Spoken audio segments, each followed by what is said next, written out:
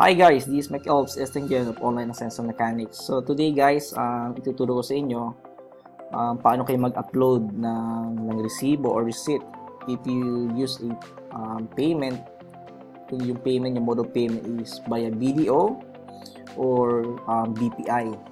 Okay, so once you use this kind of payment method, BDO or BPI, kailangan nyo po i-upload yung resibo nyo mismo sa system ng Unity Network. Okay, so unang-una kailangan nyo is yung website URL. Okay, so for this example, gagamitin natin itong account. Okay, may isang account na gagamitin natin. So assuming ito yung details, no? So this is the website na kailangan nyo po. Okay, so ito yung website. As you can see here, itong user ID, kailangan nyo lang palitan ng user ID nyo mismo. You as your sponsor. Okay, so assuming ito yung ito yung sponsor details, no? Itong 15088042009. So siyang sponsor itong prospects na to, assuming. So ito yung i-copy nyo, okay? Paste nyo sa website. Copy nyo po 'yan. Okay, so assuming andito na kayo sa website nito. So all you need to do is just fill in all these details, guys, no? Itong first name, last name ng prospect nyo. Okay? So, yung contact number ng prospect nyo po. Yung email din is yung email ng prospect nyo. So, in this example, in this video, I'll be using these details po. Itong details na ito.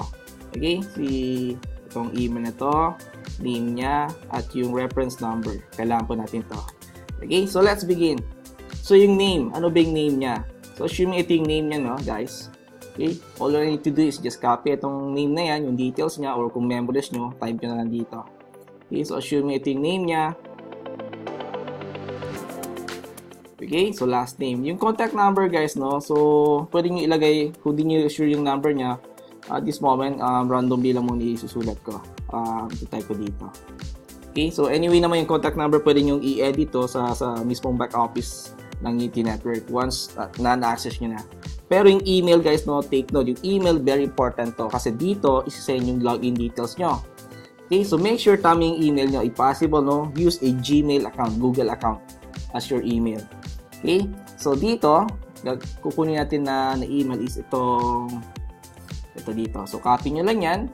Okay, go back to the Unity Network website, no. Okay, paste nyo dito. Okay, so assuming okay na po yung name, contact number, and email, so all you need to do is just choose either of these two, guys, no, BPI or BPO. So since ito, ang gagawin natin is by BDO, so i-click ko or i-tick ko yung BDO. Okay, yung mode of payment, BDO. So okay na yan. So make sure ito naka-highlight as green. Okay, naka-move siya sa right.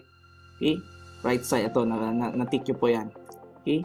So, kung hindi nyo na-tick, ganito yung lalabas. Medyo gray yung niya, yung button, no? So, make sure naka-highlight na green yan. Okay?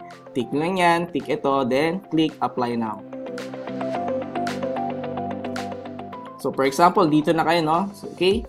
So, in this part, no, ang gagawin nyo lang, guys, no? Okay? Gagawin nyo lang is go to this part ng step 3. So, dito nyo i-paste yung reference number ng deposit slip nyo. Okay, so makikita nyo yan sa resibo ng deposit nyo. So in this case, guys, is ito yung reference number niya. Okay, copy lang natin. Balik ulit sa website. Ang pag-upload. Then kung kailan siya nagbayad. Okay, so assuming you already know. Then itong choose a bank. Choose nyo lang yung BDO. And make sure meron kayong na-screenshot na copy ng ng deposit, no, as a proof of payment na nagbayad siya. Okay, choose a file. Okay, punta kayo sa ito, for example, ito. Yun. So, i-upload ko lang, guys, no? Okay, so yun. Once na na-upload na yan, all you need to do is just click Send Payment Details. Okay, so yun. Once nakita nyo itong prompt message box na ito, no, your payment will undergo our verification process.